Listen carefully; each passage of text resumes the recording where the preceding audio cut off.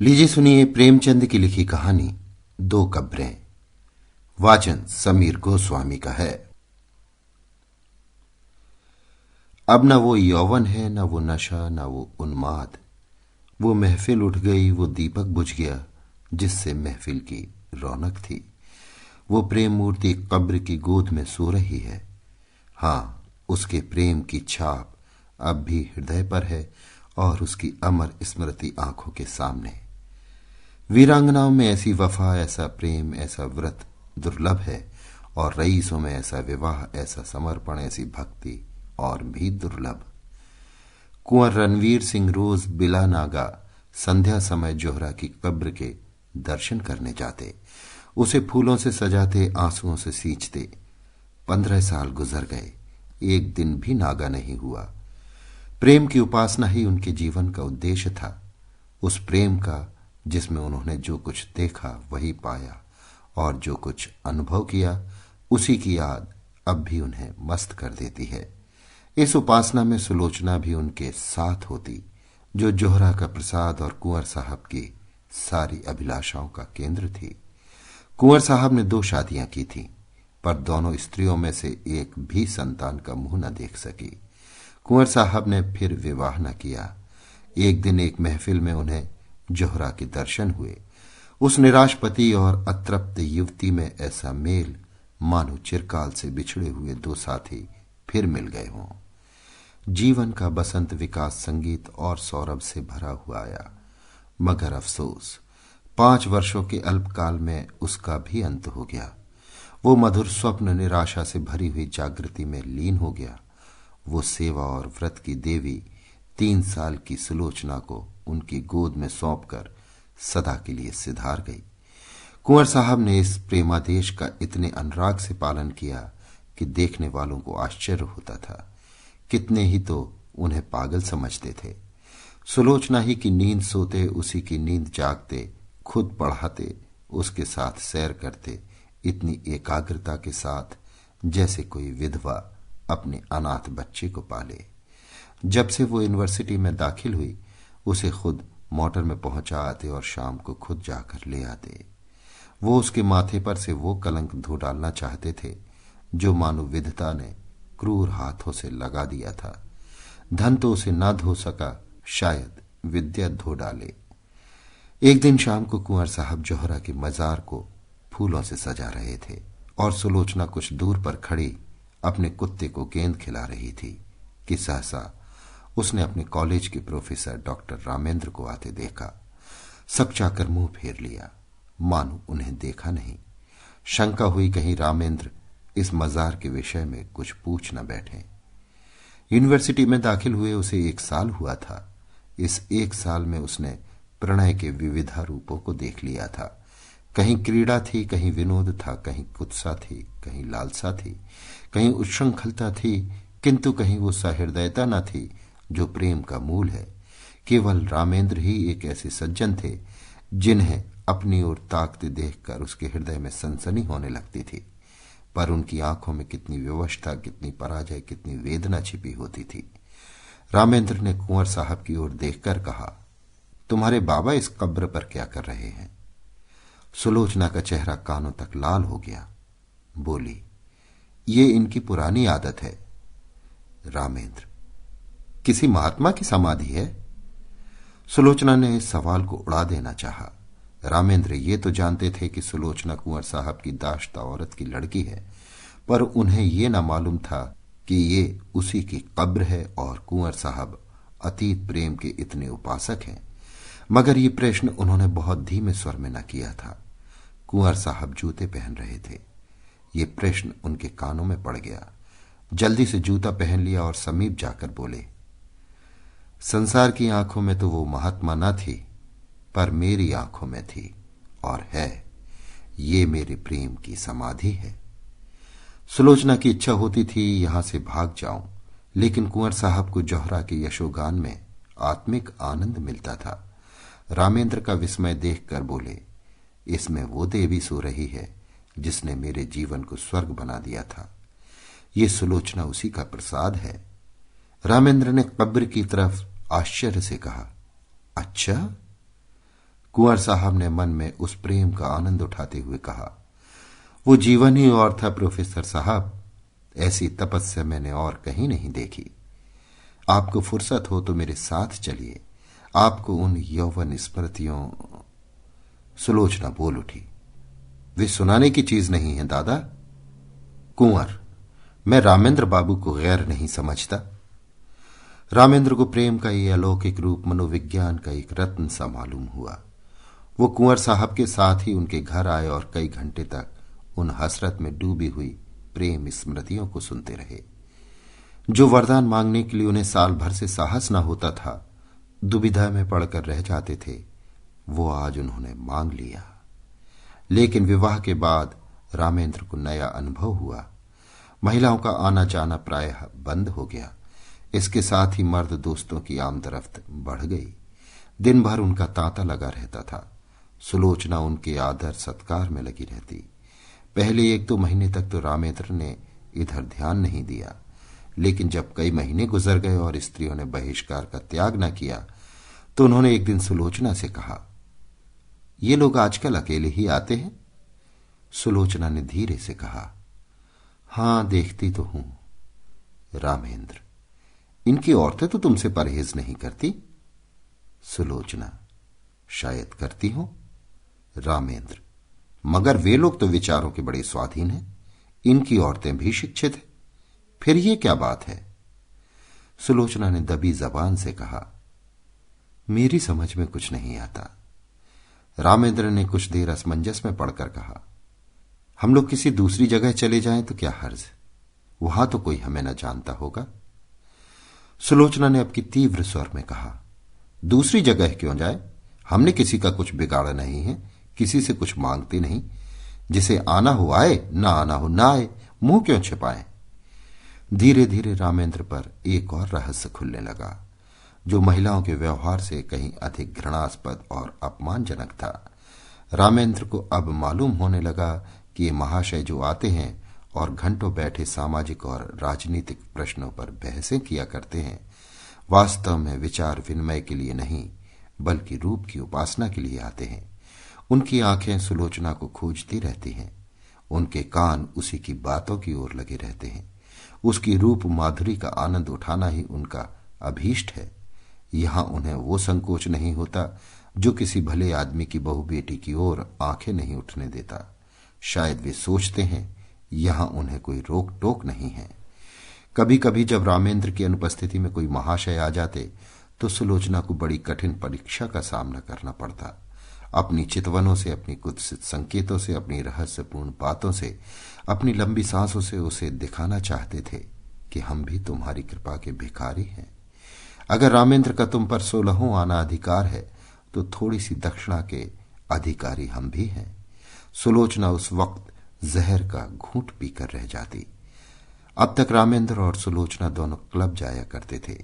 वहां उदार सज्जनों का अच्छा जमघट रहता था।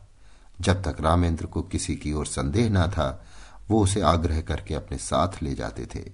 सुलोचना के पहुंचते ही यहां एक स्फूर्ति सी उत्पन्न हो जाती थी।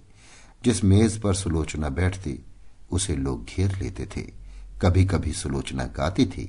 उस वक्त सब के सब उन्मत्त हो जाते। क्लब में महिलाओं की संख्या अधिक न थी। मुश्किल से 5-6 लेडियां आती थी, मगर वे भी सुलोचना से दूर दूर रहती थी। बल्कि अपनी भाव भंगिमाओं और कटाक्षों से वे उसे जता देना चाहती थी कि तुम पुरुषों का दिल खुश करो, हम कुल वधुओं के पास तुम नहीं आ सकती। लेकिन जब रामेंद्र पर इस कटु सत्य का प्रकाश हुआ, तो उन्होंने क्लब जाना छोड़ दिया, मित्रों के यहां आना जाना भी कम कर दिया और अपने यहां आने वालों की भी उपेक्षा करने लगे। वो चाहते थे कि मेरे एकांतवास में कोई विघ्न न डाले। आखिर उन्होंने बाहर आना जाना छोड़ दिया। अपने चारों ओर छल कपट का जाल सा बिछा हुआ मालूम होता था। किसी पर विश्वास न कर सकते थे, किसी से सद्व्यवहार की आशा नहीं। सोचते, ऐसे धूर्त कपटी दोस्ती की आड़ में गला काटने वाले आदमियों से मिले ही क्यों? वे स्वभाव से मिलनसार आदमी थे, पक्के यारबाज। ये एकांतवास जहां न कोई सैर थी, न विनोद, न कोई चहल पहल, उनके लिए कठिन कारावास से कम न थी। यद्यपि कर्म और वचन से सुलोचना की दिलजोई करते रहते थे, लेकिन सुलोचना की सूक्ष्म और सशंक आंखों से अब ये बात छिपी न थी कि ये अवस्था इनके लिए दिन दिन असह्य होती जाती थी। वो दिल में सोचती, इनकी ये दशा मेरे ही कारण तो है, मैं ही तो इनके जीवन का कांटा हो गई। एक दिन उसने रामेंद्र से कहा, आजकल क्लब क्यों नहीं चलते? कई सप्ताह हुए घर से निकलते तक नहीं। रामेंद्र ने बेदिली से कहा, मेरा जी कहीं जाने को नहीं चाहता, अपना घर सबसे अच्छा है। सुलोचना, जी तो ऊबता ही होगा, मेरे कारण ये तपस्या क्यों करते हो? मैं तो न जाऊंगी। उन स्त्रियों से मुझे घृणा होती है। उनमें एक भी ऐसी नहीं जिसके दामन पर काले दाग ना हो, लेकिन सब सीता बनी फिरती हैं। मुझे तो उनकी सूरत से चिढ़ हो गई है। मगर तुम क्यों नहीं जाते? कुछ दिल ही बहल जाएगा। रामेंद्र, दिल नहीं पत्थर बहलेगा। जब अंदर आग लगी हुई हो तो बाहर शांति कहां? सुलोचना चौंक पड़ी। आज पहली बार उसने रामेंद्र के मुंह से ऐसी बात सुनी। वो अपने ही को बहिष्कृत समझती थी। अपना अनादर जो कुछ था उसका था। रामेंद्र के लिए तो अब भी सब दरवाजे खुले हुए थे। वो जहां चाहे जा सकते हैं, जिनसे चाहे मिल सकते हैं। उनके लिए कौन सी रुकावट है? लेकिन नहीं, अगर उन्होंने किसी कुलीन स्त्री से विवाह किया होता तो उनकी ये दशा क्यों होती? प्रतिष्ठित घरानों की औरतें आती, आपस में मैत्री बढ़ती, जीवन सुख से कटता, रेशम का पैबंद लग जाता। अब तो उसमें टाट का पैबंद लग गया। मैंने आकर सारे तालाब को गंदा कर दिया। उसके मुख पर उदासी छा गई। रामेंद्र को भी तुरंत मालूम हो गया कि उनकी जबान से एक ऐसी बात निकल गई जिसके दो अर्थ हो सकते हैं। उन्होंने फौरन बात बनाई, क्या तुम समझती हो कि हम और तुम अलग अलग हैं? हमारा और तुम्हारा जीवन एक है। जहां तुम्हारा आदर नहीं हो सकता वहां मैं कैसे जा सकता हूं? फिर मुझे भी समाज की इन रंगे सियारों से घृणा हो रही है। मैं इन सबों के कच्चे चिट्ठे जानता हूं। पद या उपाधि या धन से किसी की आत्मा शुद्ध नहीं हो जाती। जो ये लोग करते हैं वो अगर कोई नीचे दर्जे का आदमी करता, उसे कहीं मुंह दिखाने की हिम्मत न होती। मगर ये लोग अपनी सारी बुराइयां उदारतावाद के पर्दे में छिपाते हैं। इन लोगों से दूर रहना ही अच्छा। सुलोचना का चित्त शांत हो गया। दूसरे साल सुलोचना की गोद में एक चांद सी बालिका का उदय हुआ। उसका नाम रखा गया शोभा। कुंवर साहब का स्वास्थ्य इन दिनों कुछ अच्छा न था। मंसूरी गए थे। ये खबर पाते ही रामेंद्र को तार दिया कि जच्चा और बच्चा को लेकर यहां आ जाओ। लेकिन रामेंद्र इस अवसर पर न जाना चाहते थे। अपने मित्रों की सज्जनता और उदारता की अंतिम परीक्षा लेने का इससे अच्छा और कौन सा अवसर हो सकता था। सलाह हुई एक शानदार दावत दी जाए। प्रोग्राम में संगीत भी शामिल था। कई अच्छे अच्छे गवैये बुलाए गए। अंग्रेजी, हिंदुस्तानी, मुसलमानी सभी प्रकार के भोजनों का प्रबंध किया गया। कुंवर साहब गिरती गिरती मंसूरी से आए। उसी दिन दावत थी। नियत समय पर निमंत्रित लोग एक एक करके आने लगे। कुंवर साहब स्वयं उनका स्वागत कर रहे थे। खां साहब आए, मिर्जा साहब आए, मीर साहब आए, मगर पंडित जी और बाबूजी और लाला साहब और चौधरी साहब और कक्कड़, मेहरा और चौपड़ा, कौल और हुक्कू, श्रीवास्तव और खरे किसी का पता न था। ये सभी लोग होटलों में सब कुछ खाते थे, अंडे और शराब उड़ाते थे। इस विषय में किसी तरह का विवेक या विचार न करते थे। फिर आज क्यों तशरीफ नहीं लाए? इसलिए नहीं कि छूत छात का विचार था, बल्कि इसलिए कि वो अपनी उपस्थिति को इस विवाह के समर्थन की सनद समझते थे और वो सनद देने की उनकी इच्छा न थी। 10 बजे रात तक कुंवर साहब फाटक पर खड़े रहे। जब उस वक्त तक कोई न आया तो कुंवर साहब ने आकर रामेंद्र से कहा, अब लोगों का इंतजार फजूल है। मुसलमानों को खिला दो और बाकी सामान गरीबों को खिला दो। रामेंद्र एक कुर्सी पर हदबुद्धि से बैठे हुए थे। कुंठित स्वर में बोले, जी हां, यही तो मैं सोच रहा हूं। कुंवर, मैंने तो पहले ही समझ लिया था। हमारी तौहीन नहीं हुई, खुद उन लोगों की कलई खुल गई। रामेंद्र, खैर परीक्षा तो हो गई। कहिए तो अभी जाकर एक एक की खबर लूं। कुंवर साहब ने विस्मित होकर कहा, क्या उनके घर जाकर? रामेंद्र, जी हां, पूछूं कि आप लोग जो समाज सुधार का राग अलापते फिरते हैं वो किस बल पर? कुंवर, व्यर्थ है, जाकर आराम से लेटो। नेक और बद की सबसे बड़ी पहचान अपना दिल है। अगर हमारा दिल गवाही दे कि ये काम बुरा नहीं, तो फिर सारी दुनिया मुंह फेर ले, हमें किसी की परवाह न करनी चाहिए। रामेंद्र, लेकिन मैं इन लोगों को यों न छोड़ूंगा, एक एक की बखिया उधोड़ कर न रख दूं तो नाम नहीं। ये कहकर उन्होंने पत्तल और सकोरे उठवा उठवा कर कंगालों को देना शुरू किया। रामेंद्र सैर करके लौटे ही थे कि वेश्याओं का एक दल सुलोचना को बधाई देने के लिए आ पहुंचा। जौहरा की एक सगी भतीजी थी गुलनार। सुलोचना के यहां पहले बराबर आती जाती थी, इधर 2 साल से न आई थी। ये उसी का बधवा था। दरवाजे पर अच्छी खासी भीड़ हो गई। रामेंद्र ने ये शोरगुल सुना। गुलनार ने आगे बढ़कर उन्हें सलाम किया और बोली, बाबूजी, बेटी मुबारक, बधवा लाई हूं। रामेंद्र पर मानो लकवा सा गिर गया, सिर झुक गया और चेहरे पर कालिमासी पुत गई। ना मुंह से बोले, ना किसी को बैठने का इशारा किया, ना वहां से हिले, बस मूर्तिवत खड़े रह गए। एक बाजारी औरत से नाता पैदा करने का ख्याल इतना लज्जास्पद था, इतना जघन्य कि उसके सामने सज्जनता भी मौन रह गई। इतना शिष्टाचार भी न कर सके कि सबों को कमरे में जाकर बिठा तो देते। आज पहली ही बार उन्हें अपने अधः पतन का अनुभव हुआ। मित्रों की कुटिलता और महिलाओं की उपेक्षा को वो उनका अन्याय समझते थे, अपना अपमान नहीं।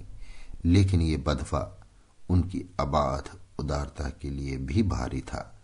सुलोचना का जिस वातावरण में पालन पोषण हुआ था, वो एक प्रतिष्ठित हिंदू कुल का वातावरण था। ये सच है कि अब भी सुलोचना नित्य जौहरा के मजार की परिक्रमा करने जाती थी, मगर जौहरा अब एक पवित्र स्मृति थी, दुनिया की मलिनता और कलुषताओं से रहित। गुलनार से नातेदारी और परस्पर का निबाह दूसरी बात थी। जो लोग तस्वीरों के सामने सिर झुकाते हैं, उन पर फूल चढ़ाते हैं, वे भी तो मूर्ति पूजा की निंदा करते हैं। एक स्पष्ट है, दूसरा सांकेतिक। एक प्रत्यक्ष है, दूसरा आंखों से छिपा हुआ। सुलोचना अपने कमरे में चिक की आड़ में खड़ी रामेंद्र का असमंजस और शोभ देख रही थी। जिस समाज को उसने अपना उपास्य बनाना चाहा था, जिसके द्वार पर सिजदे करते उसे बरसों हो गए थे, उसकी तरफ से निराश होकर उसका हृदय इस समय उससे विद्रोह करने पर तुला हुआ था। उसके जी में आता था, गुलनार को बुलाकर गले लगा लूं। जो लोग मेरी बात भी नहीं पूछते, उनकी खुशामद क्यों करूं? ये बेचारियां इतनी दूर से आई हैं, मुझे अपना ही समझकर तो उनके दिल में प्रेम तो है, ये मेरे दुख सुख में शरीक होने को तैयार तो हैं। आखिर रामेंद्र ने सिर उठाया और शुष्क मुस्कान के साथ गुलनार से बोले, आइए, आप लोग अंदर चले आइए। ये कहकर वो आगे आगे रास्ता दिखाते हुए दीवान खाने की ओर चले कि सहसा मेहरी निकली और गुलनार के हाथ में एक पुर्जा देकर चली गई। गुलनार ने वो पुर्जा लेकर देखा और उसे रामेंद्र के हाथ में देकर वहीं खड़ी हो गई। रामेंद्र ने पुर्जा देखा, लिखा था, बहन गुलनार, तुम यहां नाहक आई, हम लोग यों ही बदनाम हो रहे हैं, अब और बदनाम मत करो, बधवा वापस ले जाओ। कभी मिलने को जी चाहे रात को आना और अकेली। मेरा जी तुमसे गले लिपट कर रोने के लिए तड़प रहा है, मगर मजबूर हूं। रामेंद्र ने पुर्जा फाड़कर फेंक दिया और उद्दंड होकर बोले, इन्हें लिखने दो, मैं किसी से नहीं डरता, अंदर आओ। गुलनार ने एक कदम पीछे फिरकर कहा, नहीं बाबूजी, अब हमें आज्ञा दीजिए। रामेंद्र, 1 मिनट तो बैठो।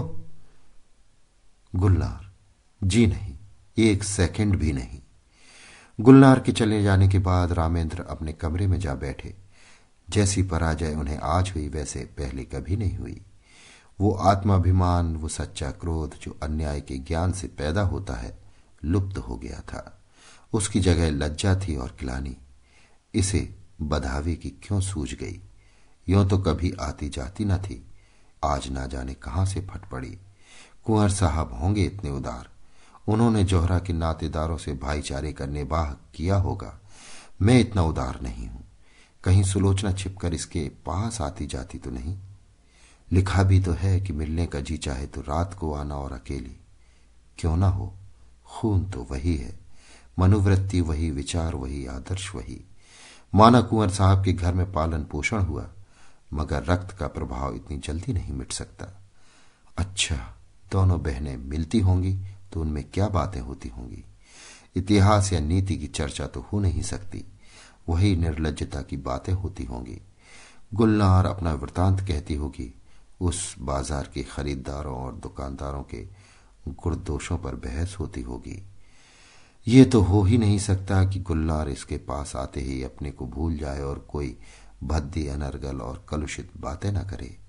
एक क्षण में उनके विचारों ने पलटा खाया। मगर आदमी बिना किसी से मिले जुले रह भी तो नहीं सकता। ये भी तो एक तरह की भूख है। भूख में अगर शुद्ध भोजन न मिले तो आदमी जूठा खाने से भी परहेज नहीं करता। अगर इन लोगों ने सुलोचना को अपनाया होता, उसका यूं बहिष्कार न करते, तो उसे क्यों ऐसे प्राणियों से मिलने की इच्छा होती? उसका कोई दोष नहीं। ये सारा दोष परिस्थितियों का है जो हमारे अतीत की याद दिलाती रहती हैं। रामेंद्र इन्हीं विचारों में पड़े हुए थे कि कुंवर साहब आ पहुंचे और कटु स्वर में बोले, मैंने सुना गुलनार अभी बधवाल आई थी, तुमने उसे लौटा दिया? रामेंद्र का विरोध सजीव हो उठा। बोले, मैंने तो नहीं लौटाया, सुलोचना ने लौटाया, पर मेरे ख्याल से अच्छा किया। कुंवर, तो ये कहो कि तुम्हारा इशारा था। तुमने इन पतितों को अपनी ओर खींचने का कितना अच्छा अवसर हाथ से खो दिया है। सुलोचना को देखकर जो कुछ असर पड़ा वो तुमने मिटा दिया। बहुत संभव था कि एक प्रतिष्ठित आदमी से नाता रखने का अभिमान उसके जीवन में एक नए युग का आरंभ करता, मगर तुमने इन बातों पर जरा भी ध्यान न दिया। रामेंद्र ने कोई जवाब न दिया। कुंवर साहब जरा उत्तेजित होकर बोले, आप लोग ये क्यों भूल जाते हैं कि हर एक बुराई मजबूरी से होती है। चोर इसलिए चोरी नहीं करता कि चोरी में उसे विशेष आनंद आता है, बल्कि केवल इसलिए कि जरूरत उसे मजबूर कर देती है। हां, वो जरूरत वास्तविक है या काल्पनिक, इसमें मतभेद हो सकता है। स्त्री के मैके जाते समय कोई गहना बनवाना एक आदमी के लिए जरूरी हो सकता है, दूसरे के लिए बिल्कुल गैर जरूरी। शुदा से व्यथित होकर एक आदमी अपना ईमान खो सकता है, दूसरा मर जाएगा पर किसी के सामने हाथ न फैलाएगा। पर प्रकृति का ये नियम आप जैसे विद्वानों को न भूलना चाहिए कि जीवन लालसा प्राणी मात्र में व्यापक है। जिंदा रहने के लिए आदमी सब कुछ कर सकता है। जिंदा रहना जितना ही कठिन होगा, बुराइयां भी उसी मात्र में बढ़ेंगी। जितना ही आसान होगा, उतनी ही बुराइयां कम होंगी। हमारा ये पहला सिद्धांत होना चाहिए कि जिंदा रहना हर एक के लिए सुलभ हो। रामेंद्र बाबू, आपने इस वक्त इन लोगों के साथ वही व्यवहार किया जो दूसरे आपके साथ कर रहे हैं और जिससे आप बहुत दुखी हैं। रामेंद्र ने इस लंबे व्याख्यान को इस तरह सुना जैसे कोई पागल बक रहा हो। इस तरह की दलीलों का वो खुद कितनी ही बार समर्थन कर चुके थे, पर दलीलों से व्यथित अंग की पीड़ा नहीं शांत होती। पतित स्त्रियों का नातेदार की हैसियत से द्वार पर आना इतना अपमानजनक था कि रामेंद्र किसी दलील से पराभूत होकर उसे भूल न सकते थे। बोले, मैं ऐसे प्राणियों से कोई संबंध नहीं रखता, ये विष अपने घर में नहीं फैलाना चाहता। सहसा सुलोचना भी कमरे में आ गई। प्रसव काल का असर अभी बाकी था, पर उत्तेजना ने चेहरे को आरक्त कर रखा था। रामेंद्र सुलोचना को देखकर तेज हो गए। वो उसे जता देना चाहते थे कि इस विषय में मैं एक रेखा तक जा सकता हूं, उसके आगे किसी तरह नहीं जा सकता। बोले, मैं ये कभी पसंद न करूंगा कि कोई बाजारी औरत किसी भेष में मेरे घर आए। रात को अकेले या सूरत बदल कर आने से इस बुराई का असर नहीं मिट सकता। मैं समाज के दंड से नहीं डरता, इस नैतिक विष से डरता हूं। सुलोचना अपने विचार में मर्यादा रक्षा के लिए काफी आत्मसमर्पण कर चुकी थी। उसकी आत्मा ने अभी तक उसे क्षमा न किया था। तीव्र स्वर में बोली, क्या तुम चाहते हो कि मैं इस कैद में अकेले जान दे दूं? कोई तो हो जिससे आदमी हंसे बोले। रामेंद्र ने गर्म होकर कहा, हंसने बोलने का इतना शौक था तो मेरे साथ विवाह न करना चाहिए था। विवाह का बंधन बड़ी हद तक त्याग का बंधन है। जब तक संसार में इस विधान का राज्य है और स्त्री कुल मर्यादा की रक्षक समझी जाती है, उस वक्त तक कोई मर्द ये स्वीकार न करेगा कि उसकी पत्नी बुरे आचरण के प्राणियों से किसी प्रकार का संसर्ग रखे। कुंवर साहब समझ गए कि इस वाद विवाद से रामेंद्र और भी जिद पकड़ लेंगे और मुख्य विषय लुप्त हो जाएगा, इसलिए नम्र स्वर में बोले, लेकिन बेटा, ये क्यों ख्याल करते हो कि ऊंचे दर्जे की पढ़ी लिखी स्त्री दूसरे के प्रभाव में आ जाएगी, अपना प्रभाव न डालेगी? रामेंद्र, इस विषय में शिक्षा पर मेरा विश्वास नहीं। शिक्षा ऐसी कितनी बातों को मानती है जो रीति नीति और परंपरा की दृष्टि से त्याज्य है। अगर पांव फिसल जाए तो हम उसे काटकर फेंक नहीं देते, पर मैं इसके सामने सिर झुकाने को तैयार नहीं हूं। मैं स्पष्ट कह देना चाहता हूं कि मेरे साथ रहकर पुराने संबंधों का त्याग करना पड़ेगा। इतना ही नहीं, मन को ऐसा बना लेना पड़ेगा कि ऐसे लोगों से उसे खुद घृणा हो। हमें इस तरह अपना संस्कार करना पड़ेगा कि समाज अपने अन्याय पर लज्जित हो, न ये कि हमारे आचरण ऐसे भ्रष्ट हो जाए कि दूसरों की निगाह में ये तिरस्कार औचित्य का स्थान पा जाए। सुलोचना ने उद्दत होकर कहा, स्त्री इसके लिए मजबूर नहीं है कि वो आपकी आंखों से देखे और आपके कानों से सुने। उसे ये निश्चय करने का अधिकार है कि कौन सी चीज उसके हित की है, कौन सी नहीं। कुंवर साहब भयभीत होकर बोले, सिल्लो, तुम भूली जाती हो कि बातचीत में हमेशा मुलायम शब्दों का व्यवहार करना चाहिए। हम झगड़ा नहीं कर रहे हैं, केवल एक प्रश्न पर अपने अपने विचार प्रकट कर रहे हैं। सुलोचना ने निर्भीकता से कहा, जी नहीं, मेरे लिए बेड़ियां तैयार की जा रही हैं। मैं इन बेड़ियों को नहीं पहन सकती। मैं अपनी आत्मा को उतना ही स्वाधीन समझती हूं जितना कोई मर्द समझता है। रामेंद्र ने अपनी कठोरता पर कुछ लज्जित होकर कहा, मैंने तुम्हारी आत्मा की स्वाधीनता को छीनने की कभी इच्छा नहीं की, और ना मैं इतना विचारहीन हूं। शायद तुम भी इसका समर्थन करोगी, लेकिन क्या तुम्हें विपरीत मार्ग पर चलते देखूं तो मैं तुम्हें समझा भी नहीं सकता? सुलोचना, उसी तरह जैसे मैं तुम्हें समझा सकती हूं, तुम मुझे मजबूर नहीं कर सकते। रामेंद्र, मैं इसे नहीं मान सकता। सुलोचना, अगर मैं अपने किसी नातेदार से मिलने जाऊं तो आपकी इज्जत में बट्टा लगता है। क्या इसी तरह आप ये स्वीकार करेंगे कि आपका व्याभिचारियों से मिलना जुलना मेरी इज्जत में दाग लगाता है? रामेंद्र, हां, मैं मानता हूं। सुलोचना, आपका कोई व्याभिचारी भाई आ जाए तो आप उसे दरवाजे से भगा देंगे? रामेंद्र, तुम मुझे इसके लिए मजबूर नहीं कर सकती। सुलोचना, और आप मुझे मजबूर कर सकते हैं? बेशक। क्यों? इसलिए कि मैं पुरुष हूं, इस छोटे से परिवार का मुख्य अंग हूं, इसलिए कि तुम्हारे ही कारण मुझे। रामेंद्र कहते कहते रुक गए, पर सुलोचना उनके मुंह से निकलने वाले शब्दों को ताड़ गई। उसका चेहरा तमतमा उठा, मानो छाती में बर्छी सी लग गई। मन में ऐसा उद्योग उठा कि इसी क्षण घर छोड़कर सारी दुनिया से नाता तोड़कर चली जाऊं और फिर इन्हें कभी मुंह न दिखाऊं। अगर इसी का नाम विवाह है कि किसी की मर्जी का गुलाम होकर रहूं, अपमान सहूं, तो ऐसे विवाह को दूर ही से सलाम है। वो तैश में आकर कमरे से निकलना चाहती थी कि कुंवर साहब ने लपक कर उसे पकड़ लिया और बोले, क्या करती हो बेटी? घर में जाओ, क्यों रोती हो? अभी तो मैं जीता हूं, तुम्हें क्या गम है? रामेंद्र बाबू ने कोई ऐसी बात नहीं की और न कहना चाहते थे। फिर आपस की बातों का क्या बुरा मानना? किसी अवसर पर तुम भी जो जी में आए कह लेना। यूं समझाते हुए कुंवर साहब उसे अंदर ले गए। वास्तव में सुलोचना कभी गुलनार से मिलने की इच्छुक न थी। वो उससे स्वयं भागती थी। एक क्षणिक आवेश में उसने गुलनार को पुरजा लिख दिया था। मन में स्वयं समझती थी, इन लोगों से मेलजोल रखना मुनासिब नहीं, लेकिन रामेंद्र ने यह विरोध किया, यही उसके लिए असह्य था। ये मुझे मना क्यों करें? क्या मैं इतना भी नहीं समझती? क्या इन्हें मेरी ओर से इतनी शंका है? इसलिए तो कि मैं कुलीन नहीं हूं। मैं अभी अभी गुलनार से मिलने जाऊंगी, जिद्दन जाऊंगी। देखो मेरा क्या करते हैं। लाड़ प्यार में पली हुई सुलोचना को कभी किसी ने तीखी आंखों से न देखा था। कुंवर साहब उसकी मर्जी के गुलाम थे। रामेंद्र भी इतने दिनों उसका मुंह जोहते रहे। आज अकस्मात ये तिरस्कार और फटकार पाकर उसकी स्वेच्छा, प्रेम और आत्मीयता के सारे नातों को पैरों से कुचल डालने के लिए विकल हो उठी। वो सब कुछ सह लेगी, पर यह धौंस, ये अन्याय, ये अपमान उससे न सहा जाएगा। उसने खिड़की से सिर निकालकर कोचवान को पुकारा और बोली, गाड़ी लाओ, मुझे चौक जाना है, अभी लाओ।